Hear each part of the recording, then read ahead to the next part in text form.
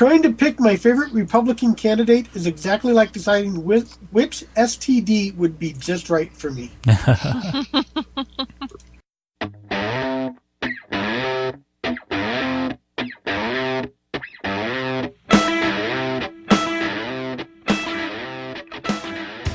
Hello and welcome to the Amateur Skeptics Podcast, podcast number 6. With me tonight... 46. What? 46. 46. 46. 46. You jumped back over a year and a half, buddy. Man, 20. I say it out loud. Podcast number 46. All right, start this again. All right. Hello and welcome to the Amateur Skeptics Podcast. Oh, the hell with that. Keep that. 46. Hello and welcome to the Amateur Skeptics Podcast. Podcast number 46. With me tonight is Ian, Mac, Kimberly. Hey! I can't wait till we get to podcast number 666. Do I hear $2? $2, 2, 3, going once, 3, 4, I see 4, 5, I see 5. Sold! To the woman in red. Okay. Don't do that to me. I've been watching Storage Wars. Hello, All right. welcome to Amateur Skeptics Podcast, number 46. I'm your So host, how Brian. you doing tonight, Brian? I don't know how I'm doing tonight. And I don't know how I'm going to make an opening out of that. That's going to be a lot of fun. Leave it just as it is. That would be what I would do. How are you guys this evening?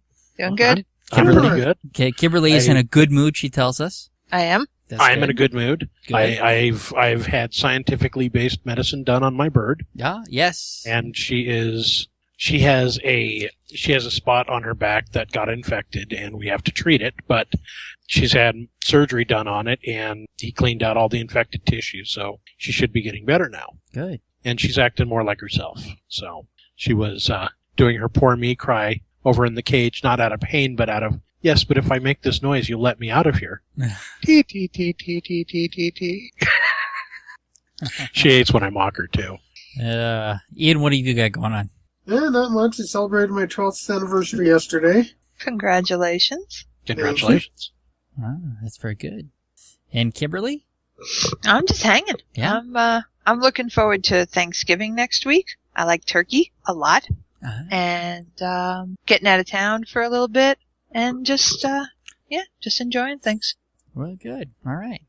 Well, let's And we record these on a Monday, and Mondays are tricky days. Yeah, they can be. But this one was okay. Well, that's good. I know I've been busy at work. I'm doing a lot, but accomplishing nothing. I hate that. So it's been busy. So we had Chip Coffee in last week. Chip Coffin? Who was that psychic that was in town? Coffee, I think it is. Yeah, Coffee. And Coffee. We were gonna go hand out bingo cards and all that, and I got sick, and it didn't happen. But I've got these cool bingo cards now.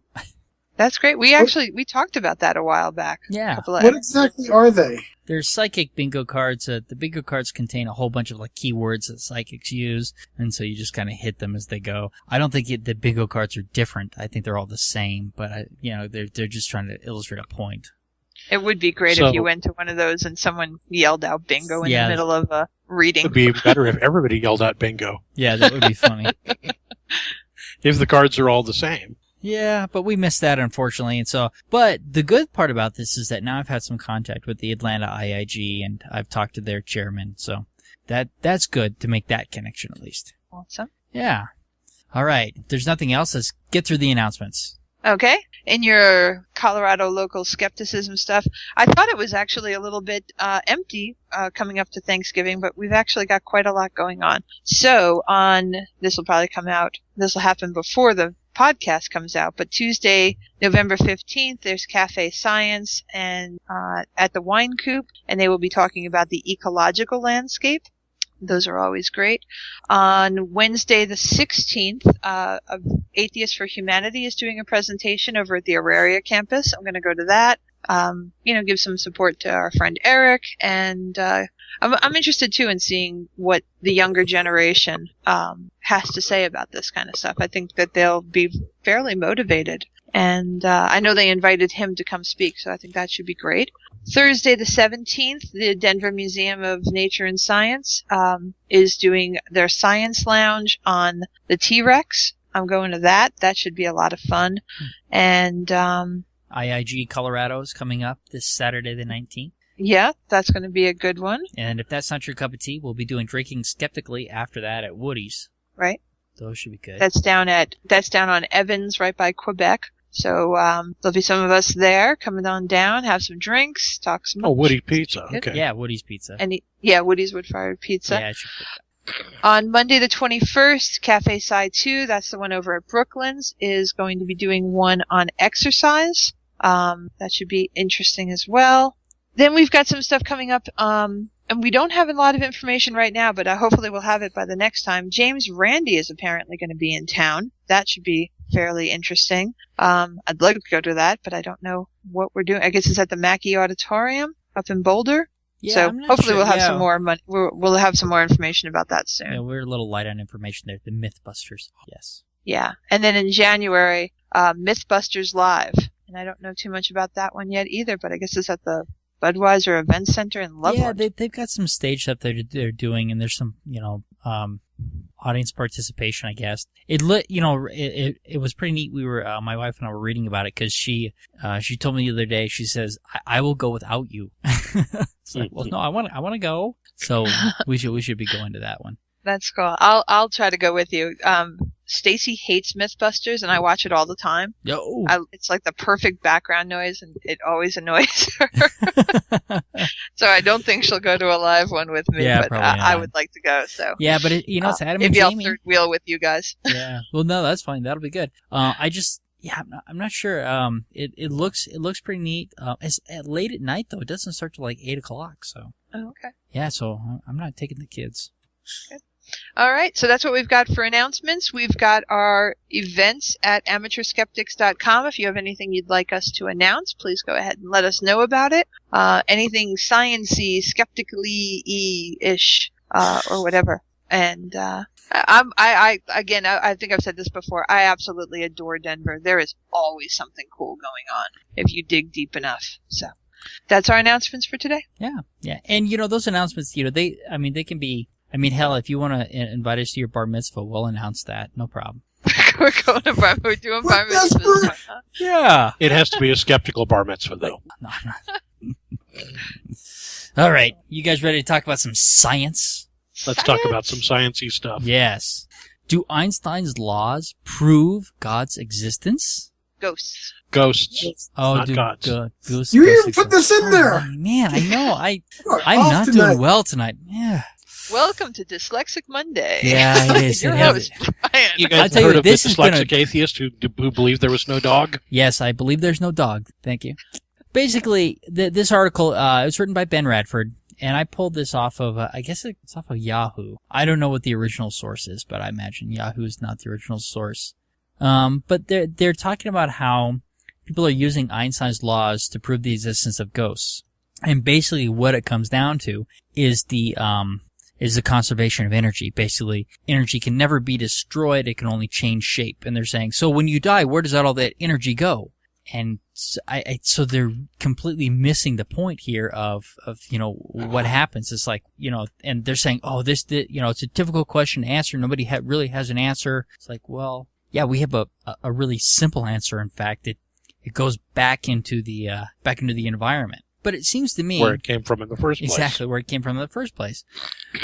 It seems to me that they're because they're looking at us like we're a battery almost, and it's like, well, we're really not a battery. We consume energy, our body transforms it so that we can use it, and then we expel what we don't need, and then once we die, we no longer consume energy. Right. Therefore, we're no longer we no longer have it coming in, right, and it goes out and disappears. Right, but they And see, that's one of the things that they don't get into is theoretically, if a ghost is energy, how's it keeping itself going? It would have to evaporate after a while. Right, that's what. You know, we know that our bodies don't have enough energy to keep ourselves going for longer than a month or so without eating. We will fall over dead and start swiveling up to nothingness. Well, the other but thing, somehow these ghosts, for hundreds of years, will have energy. Okay. Yeah. So why are you trying to use Einstein's laws that govern the clearly physical, naturalistic world that we're able to tangibly manipulate, And well, because it gives it a coating of risk. Yeah, go ahead. Go ahead. Sorry, it's not Einstein's laws, first of all. Well, okay, it's the right.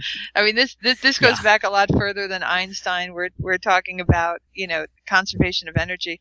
Yeah, it's not Einstein. So I mean, that's, if you need a clue as to why the comments that these people are using are wrong, you can start there, that they don't have the right history of the law. Okay. And then all the other stuff you guys are saying is another great reason not to buy it. Right. Sure.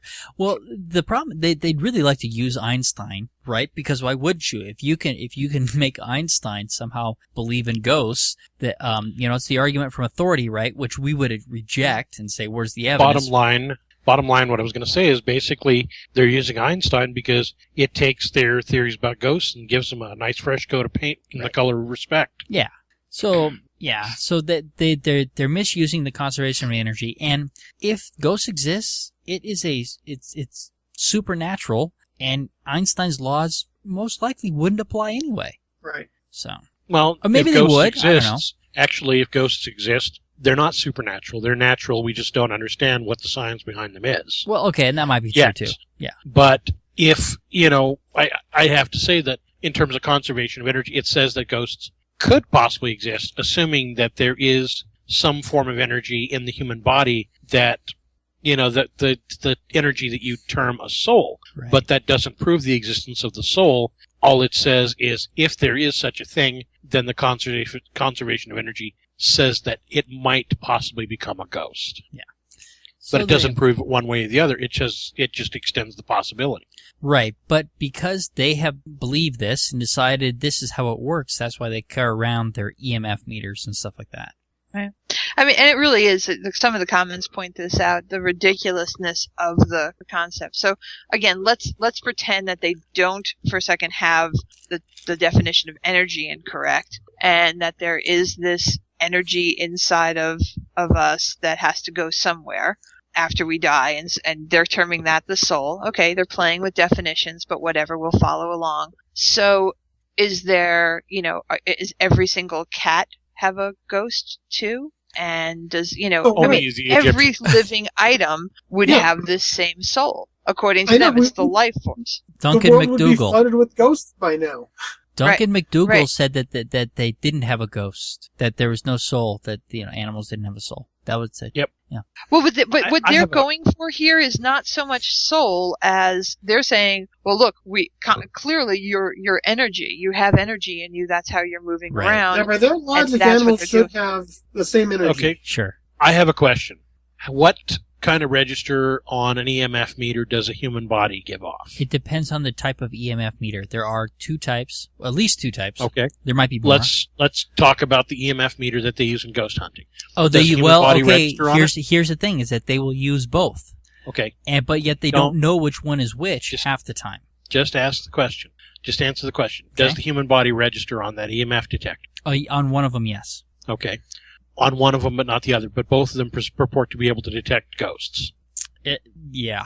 Okay. The other one. So, what is this energy in the human body, and what sort of transformation does it go through, where it can suddenly be picked up by this EMF detector, but it couldn't necessarily be picked up before?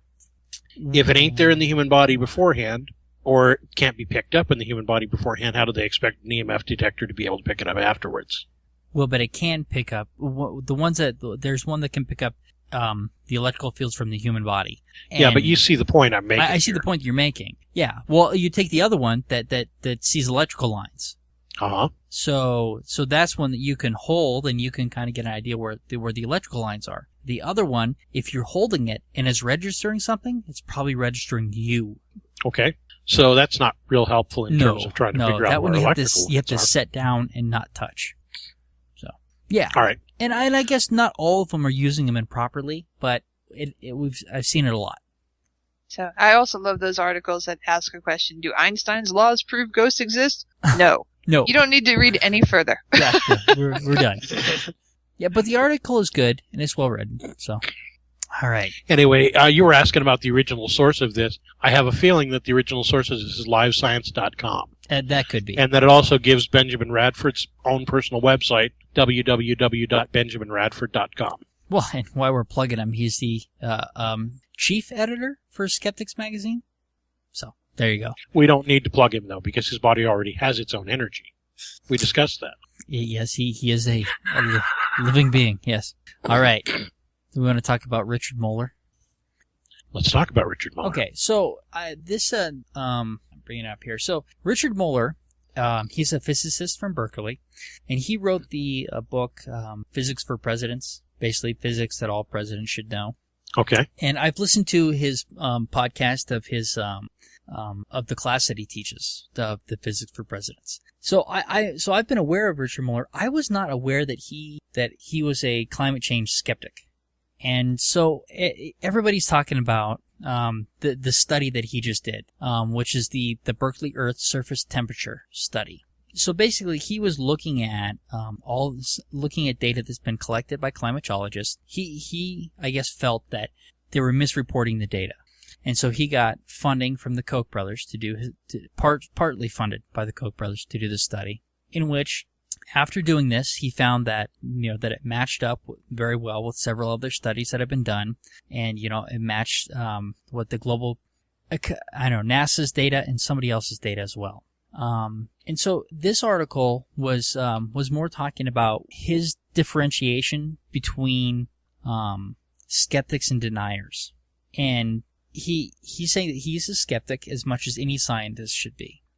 But that there's a lot of climate change deniers out there who just will not change their mind based on evidence. But he feels that there's a lot of climate change skeptics out there who are looking at the evidence and will change their mind if they feel the evidence is good enough. So he was making a clear distinction about the two when they were talking about this article. I would say that hasn't really been my personal experience with climate change deniers. Okay. So he basically he came down on the side of, actually he came down as far as the side of saying that humans have to be part of the equation. He feels that all these damn acronyms, that basically said that a lot of these organizations are overstating the actual amount that humans are involved, but he didn't deny that humans are causing climate change. He still does not feel as that it is as much of an effect as other scientists do. I do think that this article clearly says that Mueller is at odds with the weight of the scientific evidence. But it's difficult for me as a layperson, as much as I try to read as much as I can about it, I'm still not anywhere where I can make a decision. So the article was interesting, and I picked this article because it was a little bit different article than Mueller no longer climate change skeptic. It was a little bit more in depth interview about a couple of different pieces and not so much about the study. I thought it was somewhat of a very honest article. It was him very much saying this is how I see it, and I do like his distinction between the deniers and the skeptics. Mm-hmm. And I can see that. In the way he said it, the skeptics come at from, okay, I don't necessarily believe you, but let me look at the information and see. While the deniers come at like, I know you're wrong, and I'm going to look at the information and point out to you how I know you're wrong. Right. Yeah, I appreciated that too. And he very much said that these were his opinions, of the facts, and he hadn't done a study, looking at human involvement in climate change, and so that was clearly his opinion at this point. But he's of course now being ridiculed by other people, who were, I don't know. We'll see. He'll never get that funding source again, I would imagine. Right. All right, I'm sure the Koch brothers are not too happy with him. Right. But they're not, I imagine they won't change their minds. But I didn't realize, the Koch brothers are deniers that the Earth's temperature is even increasing. And what Mueller's data suggests, and NASA's data, and the other one that I cannot remember, is that the Earth's temperature has gone up 1.6 degrees Fahrenheit, 1 degree Celsius in the last 50 years. So the Earth is warming. Doesn't sound like much. That is a, noticeable difference. Oh no, it is a big deal. Yeah. Most people think 1 degree, temperature change. Yeah, that's no big deal, but well, that 1 degree means, icebergs melting. Yeah. Although I have to say, I've never quite understood, given that and maybe I'm wrong about this, water frozen or liquid has the same volume, doesn't it? Well, when it's in peaks, the sea levels will be lower. When it's melted, the sea levels rise. It is impossible to get the water world, if you ever saw that movie. Right. That's impossible. There's not enough water to do that. We're not going to create Noah's flood. Yeah. Mm-hmm. But you can, if the ice caps were theoretically to completely melt, a lot of beachfront realty would be in bad shape.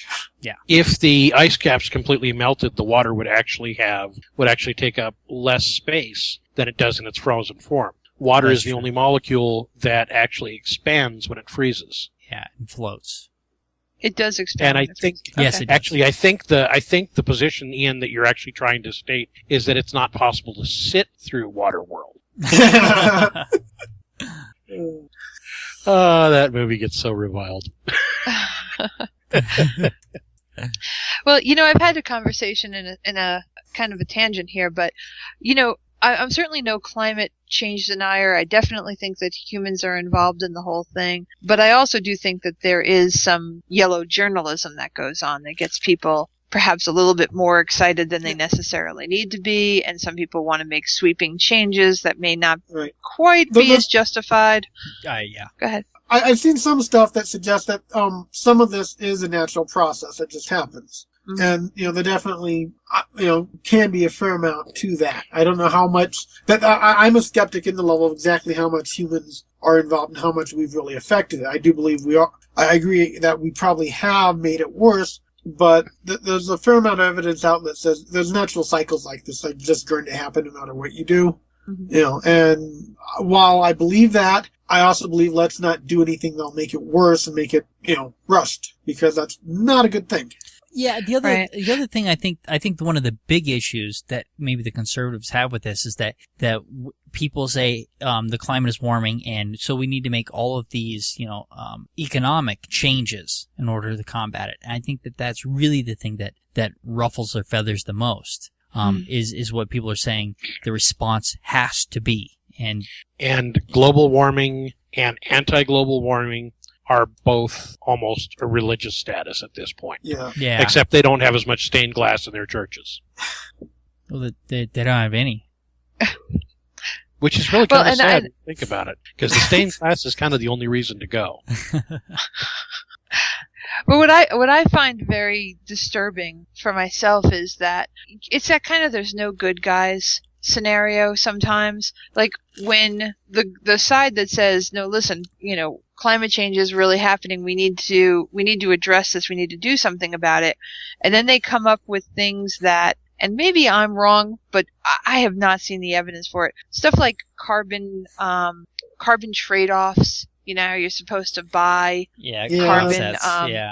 That quite frankly seems like all bullshit to me. I don't believe that they're doing anything to offset the carbon I'm buying. I think they're just pocketing the money, and it's a total scam. Well, but those are the guys saying that it's happening. If they're scamming us on one thing, I think it's very natural to assume this scam goes all the way down the rabbit hole, and the very first piece of evidence is bullshit as well. Right. I think that's a natural reaction. I don't think that's necessarily the right conclusion, but I just wish there was more. I just wish they were the good guys, and not put these scams together. Like Al Gore, I think has done a lot for stuff, but he's running one of these companies. Oh, yeah.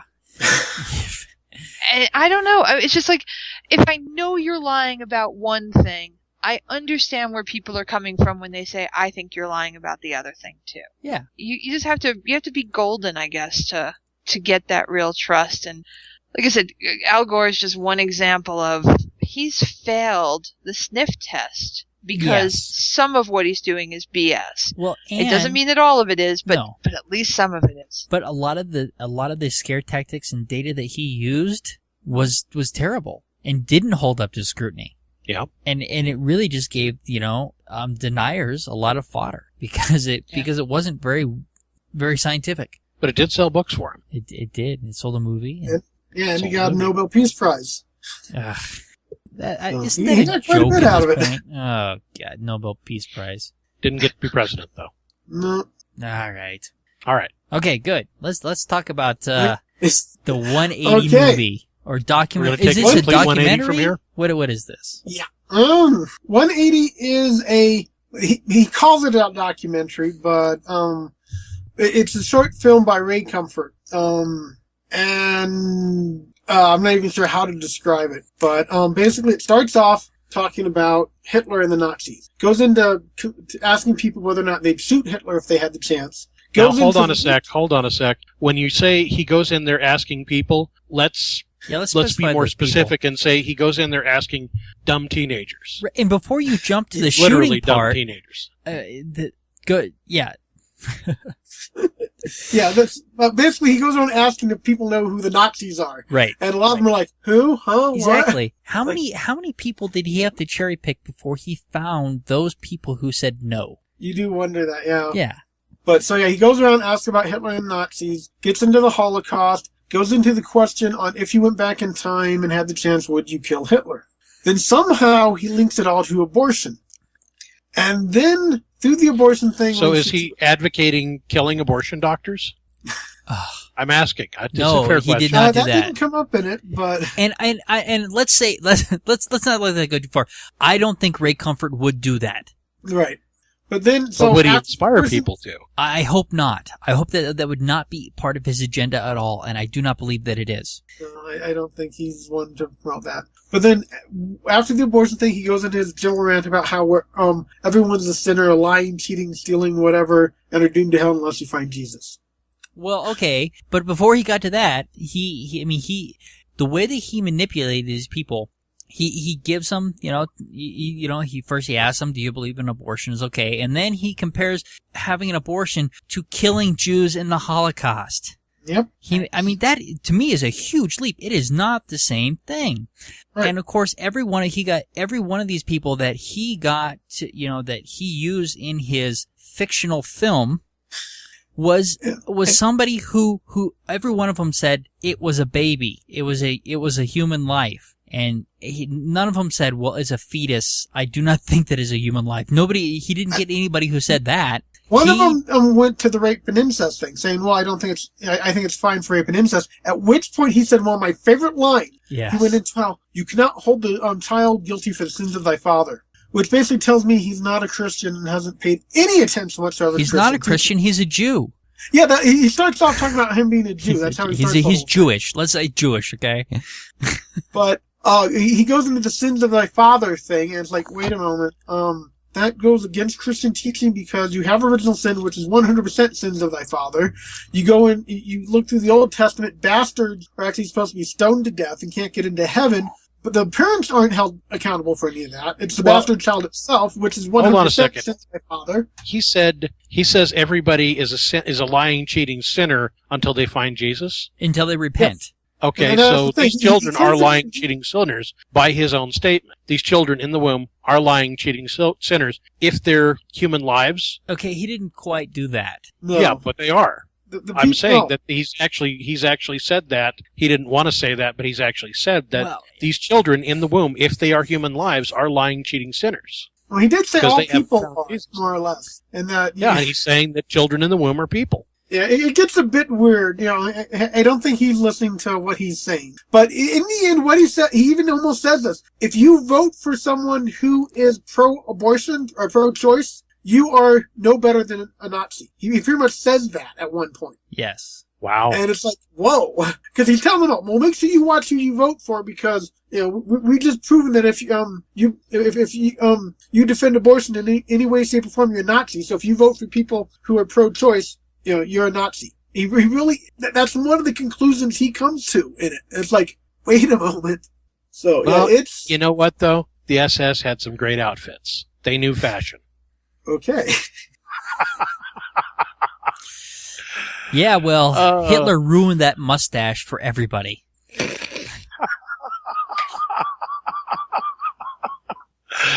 Oh. But so anyway... I thought that the way that his tactics, I thought it was reprehensible, and I thought it was immoral. The way that he put these people on the spot and instead of letting them think about things, he's pushing them to get the answers that he wants. He didn't want them to think. It's very manipulative. Oh, it's very manipulative. He's a bully. He manipulates nice bananas and teenagers. He comes off as a nice guy, very polite, very sensible, and I think that is part of the reason not why sensible. He really do Nice, but not sensible. Well, he comes off sensible. I didn't say I don't think he comes off sensible. The way he talks, the way he presents his arguments, if you don't have time to think about him, he comes off sensible. Okay, sure. He gives the illusion of being sensible. Right. That work for Okay. you, Brian? Yes, I'm better with that. Yeah. Okay. And that's part of the manipulation. It's a very manipulative thing. I wouldn't call. He calls it a documentary. I wouldn't call it documentary. It's a manipulative film. Very much. He's every stage of what he's doing. What documentary isn't a manipulative film, though? Okay, but this is a documentary in the same sense that Spinal Tap is. No, it's a documentary in the same sense that a Michael Moore movie is. Okay, it is. Not He Michael Moore does. Michael Moore is not quite as bad as because Michael Moore doesn't go into and say, "Listen, you are going to, Michael Moore can get bad." I've seen some weird links. Michael Moore does as much. I actually felt sorry for. And watching Bowling for Columbine, I felt sorry for Charlton Heston as he's sitting there basically manipulating this befuddled man into saying what he wants him to say. Yeah, there was a few times where Michael Moore crossed the line, but he normally doesn't, but Ray Comfort here, what Ray Comfort did in this 180 is cross the line at every turn. Well, Michael Moore, like I said, he'll cross the line, but not at every turn. He will. Michael Moore does the same things. He's dishonest and he cherry picks. Yeah. And essentially what this 180 movie is about is essentially he's aiming this at the same age group as he's questioning.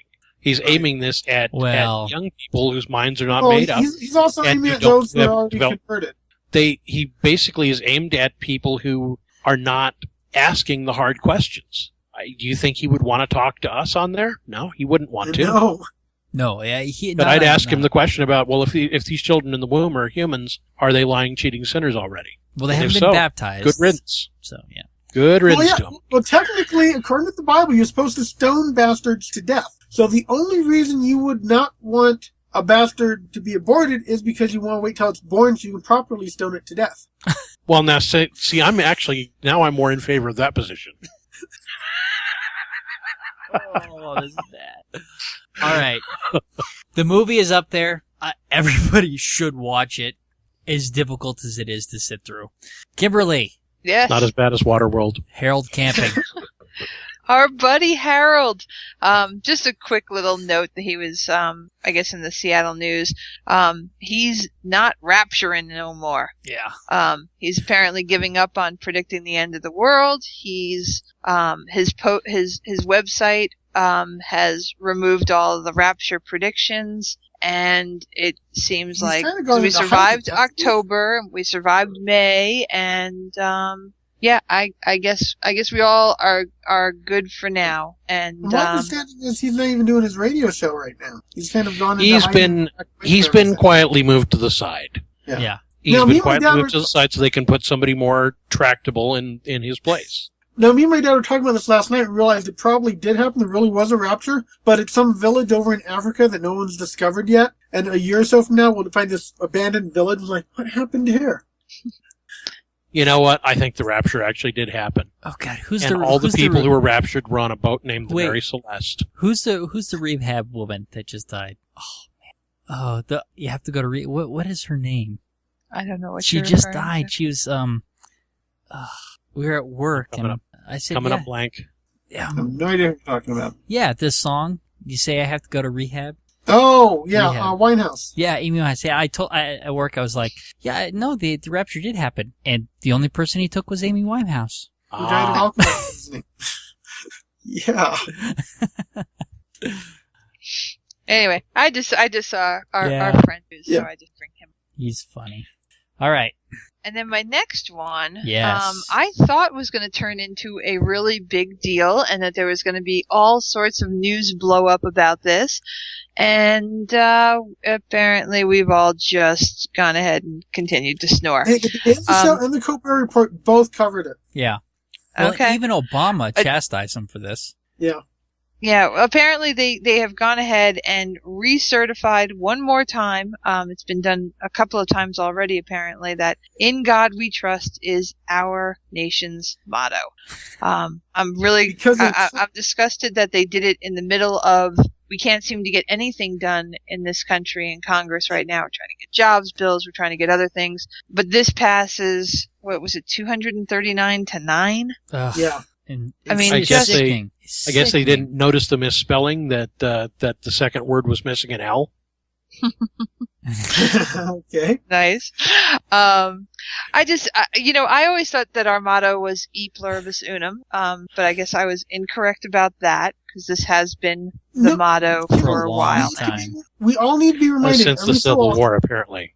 What's We all that? need to be reminded every so often that our national motto is something more fitting to a third world theocracy than it is to what is supposed to be the greatest democracy in the world. Yeah. Mm-hmm. But Obama, he was it was this interview, and it's on my Facebook. He gets up and he's like, don't let Congress tell you that they don't have time to do these things. They got plenty of time. He says, what have you been talking about this week? A baseball commemorative coin, and in debating "In God We Trust," reaffirming it as our national motto. He says, yeah, we in God we trust, but God expects us to get up off our butts and take care of this stuff for ourselves. So it was good to see our president, showing a little backbone. Yeah. And plus the 5 Democrats who opposed the bill, saying it was a violation of First Amendment prohibition against the establishment of religion. Well, it is, but it's been there for so long that you might as well grandfather it in. But it's not as long as they want us to believe. Well, it's 1800 something. No, that's when That's the it coin. was put on some things, but it was The 2 cent. adopted in the 50s, right? Yeah, That was, I think it became official in the 50s. Is that when we added It was it not to on the... all our money till about then, despite what they want to claim. No. In God Trust was not everywhere until the middle of last century. That's true. It wasn't everywhere, but it was on a few of the coins. I think it was... It's not as historic as they'd want you to believe.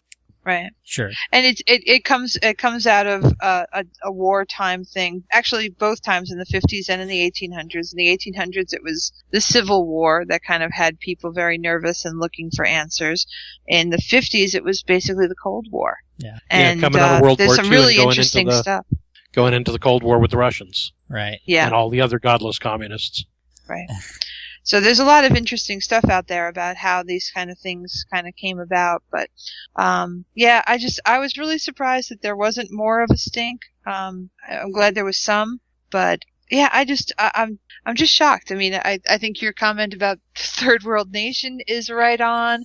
The idea that this does not violate the church-state separation is ridiculous. And it's just so insidious. It's everything I can't stand about these people, that they consider, they know how important this is. That doing something as simple as putting these words as the national motto does forward their agenda. And, but they make it sound so innocuous, and they try to kind of, put it in there under the flag of patriotism. And right. Well, it's like the under God in the Pledge of Allegiance, which wasn't there when it was originally written. No, right. That's true. And I no longer say it. I've actually decided that, whenever I say the Pledge of Allegiance, I will just remain silent for that moment. I leave it out as well.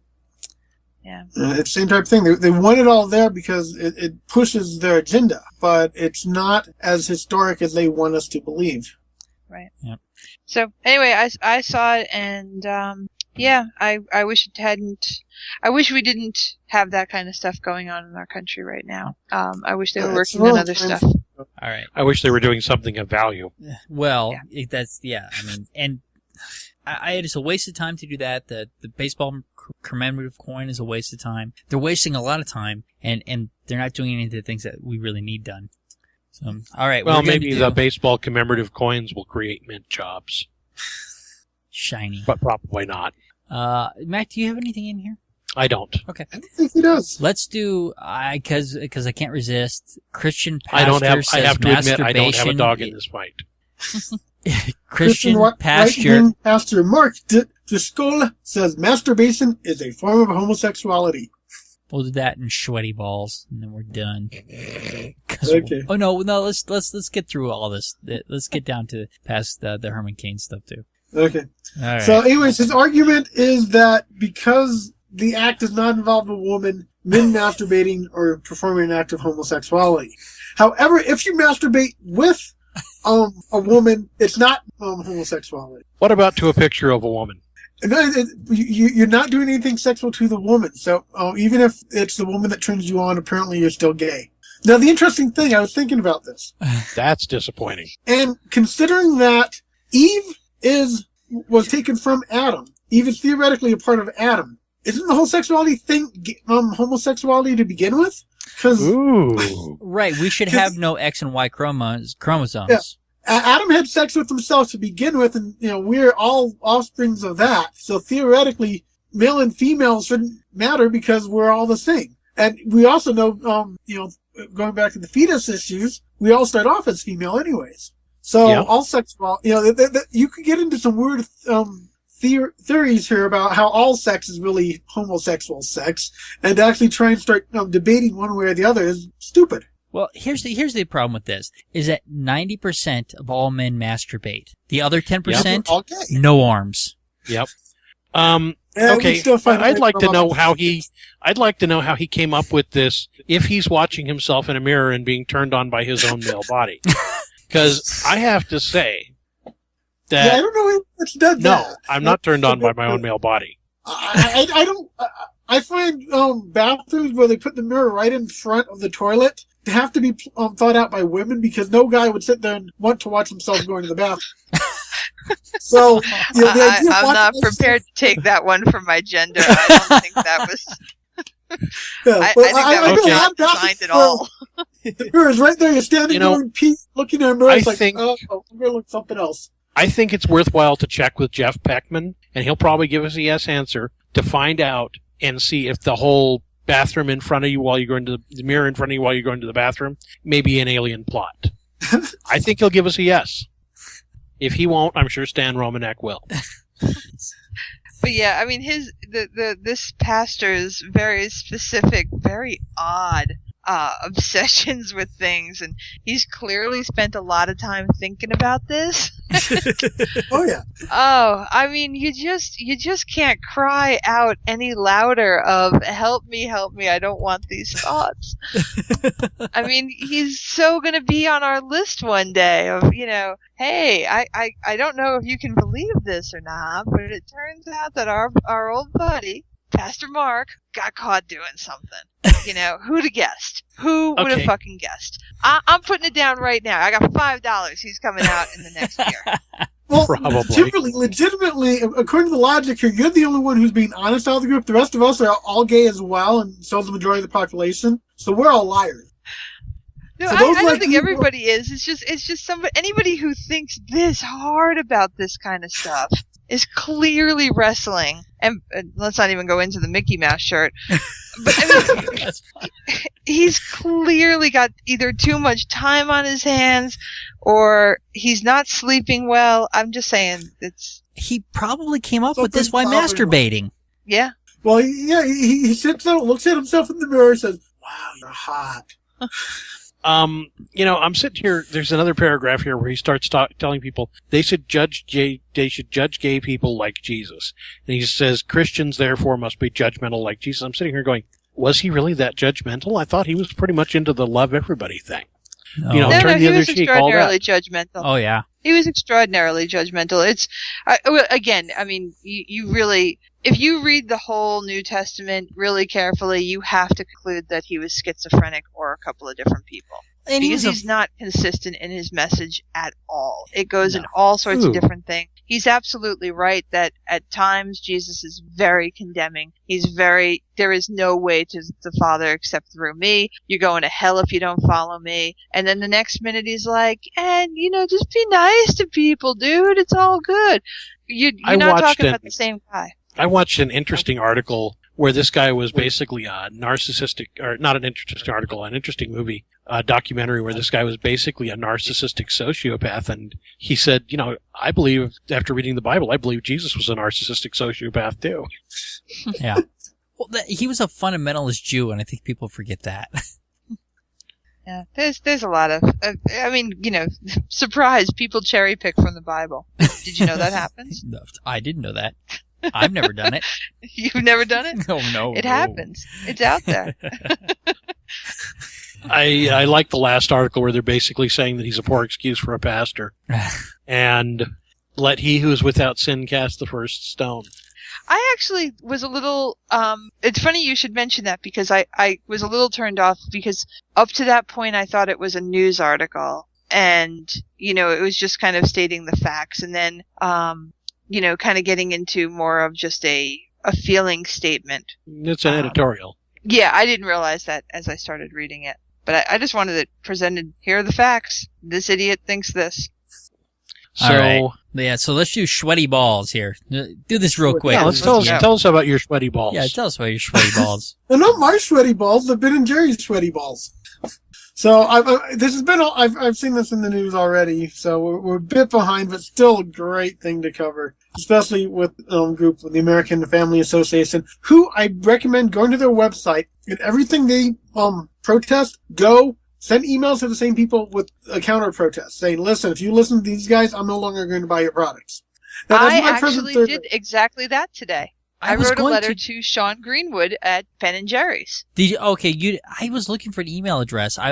They say to getting through Facebook, but yeah. It's Sean Greenwood at benjerry.com. All right. And I wrote and I said, if you don't mind, I'll read it real quick. I said, I read with some amusement and the usual accompanying horror about the recent right-wing watch protest against your new flavor, Sweaty Balls. I just wanted to say I think the name is awesome and I appreciate your sense of humor. Please do not let these bigots impinge on your humor and do not worry about offending them or their protests. I suggest you let them boycott. In fact, encourage them to do so. Play up the fact that people who are against gay marriage and having fun should not buy your product. You may lose a sailor here or there, but I guarantee you'll make it up with people who support your stand. I won't be buying any other brand of ice cream, especially when I know a great company like yours supports equal rights and has a sense of fun. Thanks. And nice. I got a note back.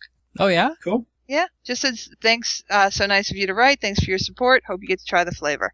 I mean, it's still sales, but... Yep. Yeah, but still, I encourage everyone to do that. Go to American Family Association, look at the stuff that's saying boycott, and do a counter boycott, because they have a lot of really don't do a counter boycott. Just tell them that you support their position. You don't have to tell them if you cave to these people, I'll stop buying your product. No, let's not do that. Let's just support their position. Right. I think the support is better than the threat. Yeah, absolutely. Now, I have to report, I tried to purchase Sweaty Balls over the weekend, and I have to report that Walmart apparently does not have any Sweaty Balls at all. What they do have, however, and this was interesting, I have a picture, was as I was walking past the bedding section, they have a display of Trojans strapped to the pillow rack. Really? Yeah. Wow. Trojans bare skin. Did you know that Walmart has like an LDS section in their movies? Yeah, I'm not they have surprised. a specific Mormon section of movies in their collections. Well, and I have not seen that at my Walmart, but I have seen that they've got a section with a very hallmarky Christian bent. So yeah, that's been there. So, anyways, for those of you who we actually didn't go into detail exactly what's going on, I think most people know. But anyways, the ice cream company Ben & Jerry's released a new flavor called Sweaty Balls, based off of a Saturday Night Live sketch featuring Alec Baldwin. And it was just a joke of Pete Sweaty. Yeah, and every year for Christmas he puts out his sweaty balls, and that's a big hit to the people that buy from his bakery. So as a joke, they came out with an ice cream with that name. And needless to say, the American Family Association and some other groups are busy. Oh, it's vulgar and repulsive, and how could you do that? And are really upset at Ben & Jerry's for putting it out. And of course, Ben & Jerry's is like, listen, get a sense of humor.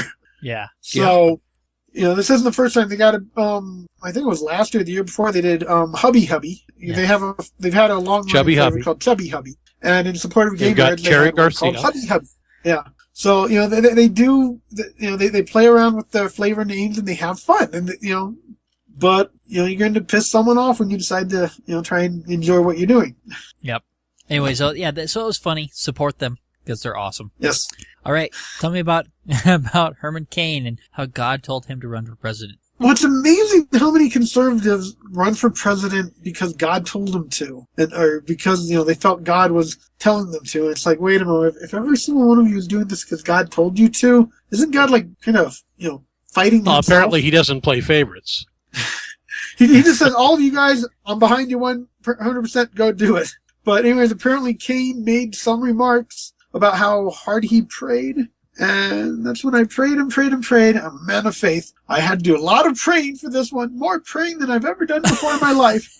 And when I finally realized it was God, he prayed, he finally realized that God had told him to. Okay. Did God tell him to? This is what I needed to do. Did God also tell him to sexually harass his employees while he was? Well, he's comparing himself to Moses, so he said straight out, "I was like Moses." No, actually, the Rick Perry thing is being compared to Moses. Oh, no, I didn't see a reference. Right here is comparing himself to Moses. Straight out. He's saying, I was like Moses. You have the wrong man, Lord. Are you sure? Cain is such a humble individual. Anyone who comes out and claims that God is telling them to run is a very humble person, after all. Or a narcissist. It was funny on, Wait, Don't Tell Me. They said that, this week they forgot to write a show. But it turned out okay because at the last minute, the Republican presidential candidates wrote it for them. But yeah, then later on the article talks about how Rick Perry's wife compared Rick Perry to Moses, and that her husband needed a burning bush to get him to run. Okay, so exactly what did she do to her bush to cause it to give that burning sensation? Doesn't go into detail on that. I did have to ask that question. I'm thinking jalapeno juice. Really? See, you're like Pastor Driscoll. You spend way too much time thinking about things. I was thinking gonorrhea, but whatever. It burns when I pee. Now, what I like is he then goes into talking about how as president, we're going to get the space race back and won't have to get rides from Russia. Then the article points out that actually right now we're saving money by hitching rides with the Russians instead of keeping our own space shuttle program going. It was actually more expensive. Oh yeah, our shuttle was more expensive. Yeah. So it's but clearly Cain wants to reignite the Cold War that was so profitable for us. Yeah. Well, the other thing was that he said that he blamed Obama for canceling the shuttle program. No, actually, the Bush administration did that. He canceled Constellation. Yeah. And as we just had the interview last time and stuff like that. It's like, no, they're trying to get more and more into the private sector because that's going to actually be more beneficial for NASA to focus on other things. If you get the private sector to be the one that actually can get them up there. The private sector is going to compete to do the best job for the cheapest amount. Oh, well, there's already some vehicles that are like, I think it's down to like $1,000 per pound to get stuff into space. I mean, it's significantly cheaper. Right. And so, trying not to be too political, Herman, you get people like Herman Cain that are just so oblivious and just trying to play up to all these different things, and they don't pay attention to what they're saying and how foolish they look. It's, it's kind of scary, but it also reflects exactly where our society is. But don't you find it interesting, though, that all these people, and this is, it's become a rash, that they all are, are trying to get that base, trying to get that religious base, and then they get in there and they don't do anything for them, but yet they continue. But I mean, it's absurd. It's all talk more than anything else, and that's they buy it. They go into, he's such a man of God. Yeah, we must vote for him. Brian, is it actually a rash or is it just a burning bush? It might be just a burning bush. But I trimmed up to prevent fire hazards. Wow. No, it's like the 1970s down there. Podcast to go. Kimberly, have you listened to our podcasts? Maybe not enough, I guess. Maybe not enough. Before you came around, we were really bad. You've actually kept it somewhat, a bit above where we've often sunk to. Yeah. So. All right. I think that's it. Is there anything else that we need to cover? Actually, can we just do real quick? Absolutely. Ian's ones on Peckman and the White House. Okay, go ahead. Yeah, sure. I thought those were interesting, and Peckman is some of our little local flavor. Yeah, we like our Peckman. Okay, yeah, if he were a local flavor, Ben and Jerry would call him Nutty Alien Guy. Nutty Alien. That is a good name for it. Yeah. Or UFO Pink UFO. UFO nuts. Actually, that's a pretty good idea. We should send that as an idea to Ben and Jerry's. UFO nuts. No, we got to send them the video of Pink UFO. Have you seen that? Yes. I have no idea what the hell it's about, but I've seen it. It's like, what? I just felt like I was watching Waterworld when I was watching it. Oh, man. So, anyway. You're not getting your $6 back, buddy. So about a week and a half, 2 weeks ago, Obama was out in Colorado, here in Denver at the Aurora campus, to speak. And our great local UFO nut job, although we could probably find all sorts of other names. No, he's our former mayoral candidate, Jeff Peckman. Anyway, so Jeff Peckman decided to push the transparency government thing. He had signature, did it say how many signatures? 11,496 signatures on this petition to get Obama to come clean about all the government conspiracies on UFO and all that they've been hiding from us all these years. Because, damn it, it's time for the government to release all that. He's going to get a ton of signatures and really push for it. And what I love is the proper reply the government did, which is pretty much what you expect. They come out and say, okay, listen, we don't have any of that stuff. We can't tell you anything about it because there's nothing going on. And it even says that officially they would have just ignored it, except for the fact that they have a policy that says if you get enough people to sign the petition, they'll come forward. And they got enough people they got a petition with enough signatures, and so it's like, okay, we have to at least address it. We don't want to, it's kind of silly, but here it is. Listen, we have nothing. Could you please leave us alone? More lies. More lies. Of course. I don't know. You think it's I think the only conspiracy that the government has been able to successfully cover up for all this time has been the Kennedy assassination, hasn't it? So does that mean that they really do have the UFOs or not? You've confused me. I'm saying that if the government really had UFOs, they wouldn't cover it up as well as not having UFOs succeeds in. Sometimes you can't detect the conspiracy because there's no conspiracy. All right. That's just proof for the conspiracy. Yeah, exactly. Proof against the conspiracy is just proof for the conspiracy. So once again, I mean, I did find it interesting that the White House did go ahead and respond to these cuckoos. Well, like I said, they have a basic thing saying we have to respond to certain things that have enough support behind them. Just, that's going to be our policy, which I can understand. If it has enough signatures, they have to address it. Yeah. They put it to the right policy experts, and the policy experts say, okay, well, here's what you say. Yeah, and that's fine. I mean, it's good to have policies like that and stuff. But once again, on these articles, your best part of the reading experience is the comments. Because, oh man, do the wackos come out at night. They're just all over the place. They're talking about, the invention of transistors and just all sorts of stuff. They're saying that the Jobs bill that wasn't considered so we could get the motto, "In God We Trust," to be reaffirmed, wouldn't be necessary if we would just come out with the reality of the alien contact we've had, because that would generate more jobs. Like, wow. Yeah, I saw that. They're just out there. I love this one comment. Basically, she's saying she has no faith in official statements, therefore there must be a conspiracy. Yes. Yeah.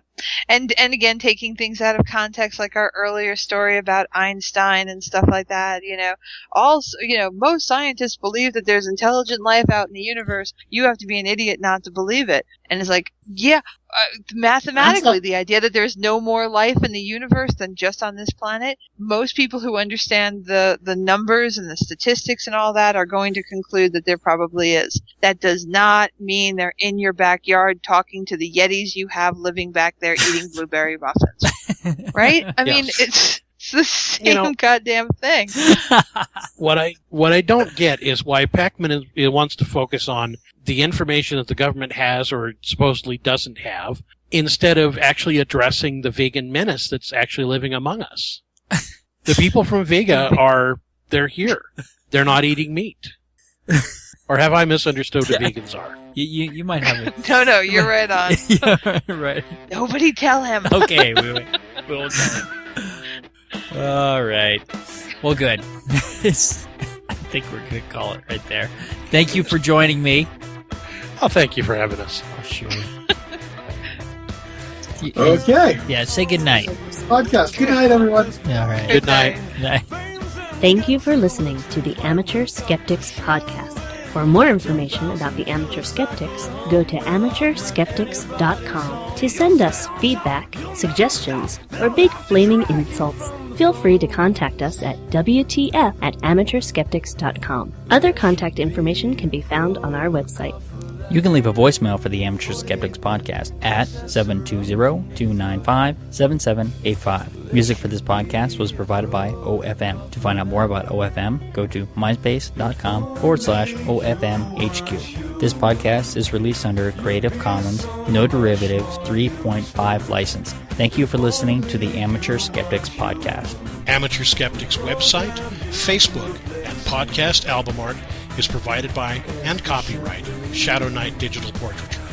Larger prints or custom pieces are available upon request.